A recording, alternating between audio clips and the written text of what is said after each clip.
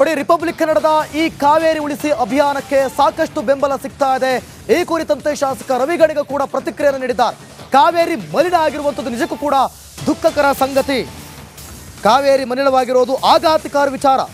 ಬೆಂಗಳೂರು, ತಮಿಳುನಾಡು, ಅರ್ಧ ರಾಜ್ಯ ಕಾವೇರಿ ನೀರನ್ನು ಕುಡಿತಾ ಇದೆ. ಅದನ್ನು ಸ್ವಚ್ಛ ಮಾಡಬೇಕಿರುವುದು ನಮ್ಮ ಕರ್ತವ್ಯ. ಈ ವಿಚಾರ ಸದನದಲ್ಲೂ ಕೂಡ ಪ್ರಸ್ತಾಪ ಮಾಡ್ತೀನಿ ಅಂತ ಹೇಳಿ ರವಿ ಗಣಿಗ ಹೇಳಿಕೆಯನ್ನು ಕೊಟ್ಟಿದ್ದಾರೆ. ರಿಪಬ್ಲಿಕ್ ಕನ್ನಡ ಇವತ್ತು ಬೆಳಗ್ಗೆಯಿಂದಲೂ ಕೂಡ ಕಾವೇರಿ ನೀರಿಗಾಗಿ ಒಂದು ಅಭಿಯಾನವನ್ನು ಮಾಡ್ತಾ ಇರೋದು. ಕಾವೇರಿ ನೀರನ್ನು ಉಳಿಸಿ, ಕ್ಷಮಿಸು ಕಾವೇರಿ ಅಂತ ಹೇಳಿ. ಯಾಕಂದರೆ ಅಷ್ಟರ ಮಟ್ಟಿಗೆ ಕಾವೇರಿ ನೀರಲ್ಲಿ ಆಗಿರುವಂಥ ಒಂದು ಪರಿಸ್ಥಿತಿ. ಈ ಪರಿಸ್ಥಿತಿಯನ್ನು ಮನಗಂಡಂಥ ಶಾಸಕ ರವಿ ಗಣಿಗ ಪ್ರತಿಕ್ರಿಯೆಯನ್ನು ನೀಡಿದ್ದಾರೆ.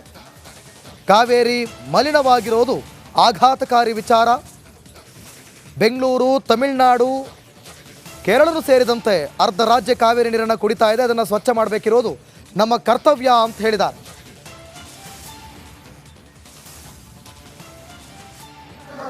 ಇದು ಭಾಳ ಆಘಾತಕಾರಿ ವಿಚಾರ. ಇಡೀ ಬೆಂಗಳೂರು ಸೇರಿದಂತೆ ತಮಿಳುನಾಡು ಸೇರಿದಂತೆ ಅರ್ಧ ಭಾಗ ಕರ್ನಾಟಕ ಈ ಕಾವೇರಿ ನೀರನ್ನು ಕುಡಿತಾ ಇದೆ. ಅದನ್ನು ಸ್ವಚ್ಛ ಮಾಡಬೇಕಾಗಿರೋದು ನಮ್ಮೆಲ್ಲರ ಕರ್ತವ್ಯ.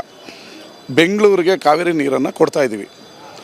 ಬೆಂಗಳೂರವರು BWCC ಮುಖಾಂತರ ಬಿಲ್ನ ಕಲೆಕ್ಟ್ ಮಾಡ್ತಾಯಿದ್ದಾರೆ. ಆದರೆ ಕಾವೇರಿಗೆ ಏನು ವಾಪಸ್ ಕೊಡ್ತಾಯಿದ್ದಾರೆ ಅವರು? BWCC ಅವರು ಒಂದು 500,000 ಕೋಟಿ ರೂಪಾಯಿಯನ್ನು ಕಾವೇರಿ ಅಚ್ಚುಕಟ್ಟು ಪ್ರದೇಶಕ್ಕೆ ಕೊಡಬೇಕು. ನಾವು ಆ ದುಡ್ಡನ್ನು ಬಳಸಿ ಕಾವೇರಿ ಅಚ್ಚುಕಟ್ಟು ಪ್ರದೇಶದಲ್ಲಿ ಸ್ವಚ್ಛ ಮಾಡುವಂಥ ಕೆಲಸವನ್ನು ಮಾತಾಡ್ತೀನಿ. ಅದು ಗಮನ ಸೆಳೆಯೋ ಕ್ವಶನ್ ಹಾಕಿ ಮಾತಾಡ್ತೀನಿ. ಅಲ್ಲ, ಕುಡಿಯೋ ನೀರು ನಂದೊಬ್ಬಂದೇ ಅಲ್ಲ. ನೀವು ಕುಡಿತೀರಾ, ಇವರು ಕುಡಿತಾರೆ, ನಾನು ಕುಡಿತೀನಿ, ಎಲ್ಲರೂ ಕುಡಿತೀವಿ. ಕಾವೇರಿಯನ್ನು ಸ್ವಚ್ಛವಾಗಿ ಇಡಬೇಕಾಗಿರೋದು ಮುಂದಿನ ಪೀಳಿಗೆ. ಈಗ ಮೊದಲೆಲ್ಲ ಕಾಡು ಇವತ್ತು ಮಡಿಕೇರಿಯಿಂದ ಹಿಡಿದು ಕಾವೇರಿ ಎಲ್ಲೆಲ್ಲ ಹರಿತಾರೆ ಅಲ್ಲೆಲ್ಲ ರೆಸಾರ್ಟ್ಗಳು ಬಂದಿದೆ. ಆ ರೆಸಾರ್ಟ್ ಪೈಪ್ಲೈನ್ನ ತೆಗೆದು ಕಾವೇರಿ ನದಿಗೆ ಬಿಡ್ತಾರೆ. ಆ ರೆಸಾರ್ಟ್ಗೆ ಪರ್ಮಿಷನ್ನ ನಮ್ಮಂಥ ರಾಜಕಾರಣಿಗಳೇ ಕೊಡಿಸ್ತೀವಿ. ಇದು ತಪ್ಪು. ಅದರಿಂದ ಕಾವೇರಿಯನ್ನು ಸ್ವಚ್ಛ ಮಾಡಬೇಕಾದ ಜವಾಬ್ದಾರಿ ಎಲ್ಲರೂ ತಗೊಳ್ಬೇಕು. ಅದನ್ನು ಕಾವೇರಿ ಸ್ವಚ್ಛ ಇದ್ದರೆ ಎಲ್ಲರ ಆರೋಗ್ಯ ಸ್ವಚ್ಛ ಇರುತ್ತೆ ಅಂತ ನಾನು ಹೇಳ್ತೀನಿ. ಇದು ಭಾಳ ಆಘಾತಕಾರಿ ವಿಚಾರ.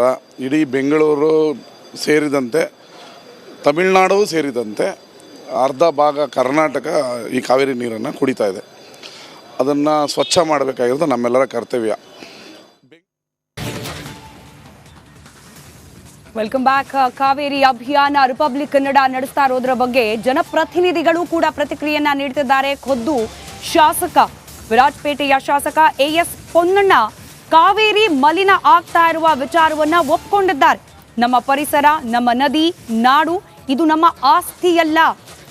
ಇದನ್ನ ನಾವು ಮುಂದಿನ ಪೀಳಿಗೆಗೆ ಶುದ್ಧವಾಗಿ ಇಟ್ಟು ವರ್ಗಾವಣೆ ಮಾಡುವ ಜವಾಬ್ದಾರಿ ನಮ್ಮೆಲ್ಲರ ಮೇಲಿದೆ ಅಂತ ವಿರಾಜಪೇಟೆ ಶಾಸಕ AS ಪೊನ್ನಣ್ಣ ಹೇಳಿಕೆಯನ್ನ ನೀಡಿದ್ದಾರೆ. ಆ ಮೂಲಕ ರಿಪಬ್ಲಿಕ್ ಕನ್ನಡದ ಕ್ಷಮಿಸು ಕಾವೇರಿ ಅಭಿಯಾನಕ್ಕೆ ಮೆಚ್ಚುಗೆಯನ್ನ ವ್ಯಕ್ತಪಡಿಸಿದ್ದಾರೆ.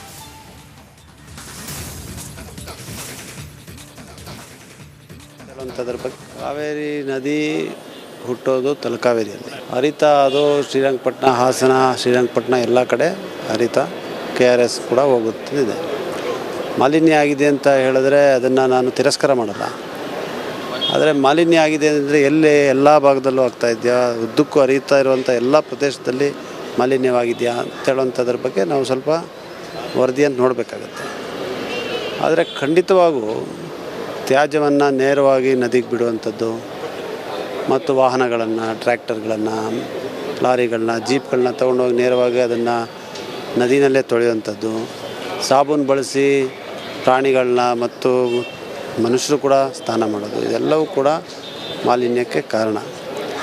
ಇದು ಬಹುಶಃ ಎಲ್ಲೋ ನಮ್ಮ ನಿರ್ಲಕ್ಷ್ಯ ಎಲ್ಲರದು ಕೂಡ. ಹಲವಾರು ದಶಕಗಳಿಂದ ಒಂದು ನದಿ, ಅಂಥ ಒಂದು ದೊಡ್ಡ ನದಿ, ಪವಿತ್ರವಾದಂಥ ನದಿ ಮಾಲಿನ್ಯ ಆಗಬೇಕಂದ್ರೆ ಅದು 1 ವರ್ಷದಲ್ಲಿ 2 ವರ್ಷದಲ್ಲಿ ಆಗಿರೋಂಥದ್ದಲ್ಲ. ಹಲವಾರು ದಶಕಗಳಿಂದ ಇದು ನಡೀತಾ ಇದೆ. ಇದಕ್ಕೆ ನಾವೆಲ್ಲರೂ ಕೂಡ ಜವಾಬ್ದಾರರು. ಭಾಳ ಬೇಜವಾಬ್ದಾರಿತನದಿಂದ ನಾಗರಿಕರು ಮಾಲಿನ್ಯ ಬಿಡ್ತಾರೆ ಅಂತ ಹೇಳಿದ್ರು. ದುಬಾರೆ ಲಿಫ್ಟಿಂಗ್ ತಂಡದವರು ಕೂಡ ಕಾವೇರಿ ವಿಚಾರವನ್ನು ಕೇಳಿ ತಮ್ಮ ಅಸಮಾಧಾನವನ್ನು ವ್ಯಕ್ತಪಡಿಸಿದ್ದಾರೆ. ಜೊತೆಗೆ ಪ್ರವಾಸಿಗರ ಜೊತೆಯಲ್ಲೂ ಕೂಡ ಅಸಮಾಧಾನವನ್ನು ವ್ಯಕ್ತಪಡಿಸಿದ್ದಾರೆ. ಈ ಸಂಬಂಧಪಟ್ಟಂತೆ 1 ಮಿನಿಟ್ ರಿಪೋರ್ಟ್ ಇಲ್ಲಿದೆ. ಒಂದು ವಾರಕ್ಕೆ 1 ಲಕ್ಷ ಜನ ಬರ್ತಾರೆ ಅಂತ ಹೇಳ್ತಾ ಇದ್ದೆ ನಾನು. ಪ್ರವಾಸಿಗರು ತಾವೇನು ಮಾಡಬೇಕು ಅಂತ ತಮ್ಗನ್ಸುತ್ತೆ? ಪ್ರವಾಸಿಗರ ಜವಾಬ್ದಾರಿ ಇದರಲ್ಲಿ ಎಷ್ಟು ಮುಖ್ಯ ಅಂತ ತಮ್ಗನ್ಸುತ್ತೆ? ಸರ್, ಅದು ಸರ್ ಬರ್ತಾರಲ್ಲ ಪ್ಲೇಸ್ ನೋಡಲಿಕ್ಕೆ, ಅವ್ರು ಬಂದು ಅದು ಏನುಂಟು ಅದನ್ನ ಎಂಜಾಯ್ ಮಾಡ್ಕೊಂಡು ಹೋದ್ರೆ ಆಯಿತು. ಇವಾಗ ಬರ್ತಾರೆ ಅವ್ರು ಎಲ್ಲಿಂದ ಫುಡ್ ತರ್ತಾರೆ, ವಾಟರ್ ಬಾಟ್ಲಿ ತರ್ತಾರೆ, ಅದನ್ನ ಅಲ್ಲೇ ಕುಡಿತಾರೆ, ಅದನ್ನಲ್ಲೇ ರಿವರ್ಗೆ ಹಾಕ್ಬಿಟ್ಟು ಹೋಗ್ತಾರೆ. ನಾವು ಎಷ್ಟೋ ಸಲ ಹೇಳ್ತೀವಿ ಅದನ್ನೆಲ್ಲ ಇದು ಮಾಡಿ ಅಂದರೆ ಅವ್ರು ಪುನಃ ನಮ್ಮ ಮೇಲೇ ಗಲಾಟೆಗೆ ಬರ್ತಾರೆ. ನಾವು ಏನು ಮಾಡ್ತೀವಿ ಅಂದರೆ ನಮ್ಮದಲ್ಲಿ ದುಬಾರಿಲಿ ಸರ್ ರಿವರ್ ರಾಫ್ಟಿಂಗ್ ಒಂದು ಗೈಡ್ ಅಸೋಸಿಯೇಷನ್ ಇದೆ. ನಾವು ವಾರಕ್ಕೊಂದ್ಸಲಿ ನಮ್ಮ ರಿವರ್ ಏನು ನಮ್ಮ ಸರೌಂಡಿಂಗ್ ಇದೆ ಆ ರಿವರ್ನ ನಾವು ವಾರಕ್ಕೊಂದ್ಸಲಿ ಕ್ಲೀನ್ ಮಾಡ್ಕೊಳ್ತಾ ಇದ್ದೀವಿ ನಾವು ಗೈಡ್ಗಳೆಲ್ಲ ಸೇರಿಬಿಟ್ಟು. ಬಟ್ ನಾವು ಹೇಳೋದಷ್ಟು ಬಂತಂಥ ಗೆಸ್ಟ್ಗಳು ಆ ರೀತಿ ಮಾಡ್ದೋದ್ರೆ ನಮ್ಗೆ ಆ ಇದು ಮಾಡೋಂಥ ಯೂಸೇ ಇರಲ್ಲ. ಕಾವೇರಿ ಎಷ್ಟು ನೀಟಾಗಿರುತ್ತೆ ಅಷ್ಟು ನೀಟಾಗಿರುತ್ತೆ. ನಾನು ಹೇಳೋದಿಷ್ಟೇ, ಬರ್ತೀರಾ ಎಂಜಾಯ್ ಮಾಡ್ತೀರಾ, ಡಸ್ಟ್ಬಿನಲ್ಲಿ ಬೇಕಾದಷ್ಟು ಇದೆ ಸರ್. ಅಲ್ಲಿಗೆ ಇಲ್ಲಿಂದ ಅಲ್ಲಿ ಗಂಟೆ ನಡೆದ್ರೆ ಡಸ್ಟ್ಬಿನ್ ಸಿಗುತ್ತೆ, ಒಂದು 2 ಹೆಜ್ಜೆಗೆ ಡಸ್ಟ್ಬಿನ್ ಸಿಗುತ್ತೆ.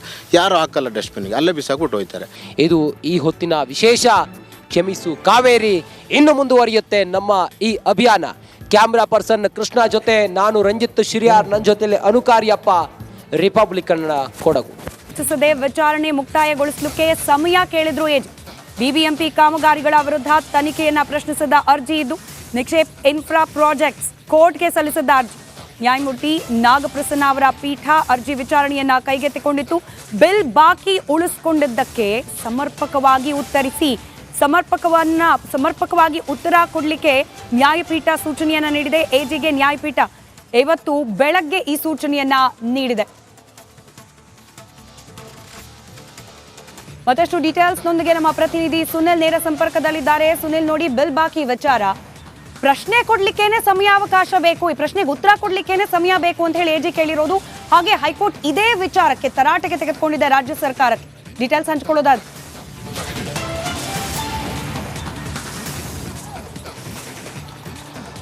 ಸ್ಮಿತಾ, ಬಿಬಿಎಂಪಿಗೆ ಸಂಬಂಧಪಟ್ಟಂತಹ ಕಾಮಗಾರಿಗಳಲ್ಲಿ ಬಿಲ್ಲನ್ನು ಬಾಕಿ ಉಳಿಸಿರುವಂಥದಕ್ಕೆ ಸಂಬಂಧಪಟ್ಟಂತೆ ನಿಕ್ಷೇಪ ಇನ್ಫ್ರಾ ಪ್ರಾಜೆಕ್ಟ್ ಅವರು ಕೋರ್ಟಿಗೆ ಒಂದು ಅರ್ಜಿಯನ್ನು ಸಲ್ಲಿಸಿದರು. ಇದಕ್ಕೆ ಸಂಬಂಧಪಟ್ಟಂತೆ ತನಿಖೆಯನ್ನು ನಡೆಸಿ ಅದರ ಬಗ್ಗೆ ವರದಿಯನ್ನು ಕೊಡುವಂತೆ ಖುದ್ದು ಹೈಕೋರ್ಟ್ ಸೂಚನೆಯನ್ನು ನೀಡಿತು. ಅದರ ಪ್ರಕಾರ ರಾಜ್ಯ ಸರ್ಕಾರ ಇದಕ್ಕೆ ಸಂಬಂಧಪಟ್ಟಂತೆ ತನಿಖೆಯನ್ನು ನಡೆಸಿ ವರದಿಯನ್ನು ನೀಡೋದಕ್ಕೆ ಒಂದು ಸಮಿತಿಯನ್ನು ಕೂಡ ನೇಮಕ ಮಾಡಿತ್ತು. ಆದರೆ ಆ ಸಮಿತಿ ಇನ್ನೂ ಕೂಡ ಅದಕ್ಕೆ ಸಂಬಂಧಪಟ್ಟಂತಹ ವರದಿಯನ್ನು ನೀಡಿಲ್ಲ.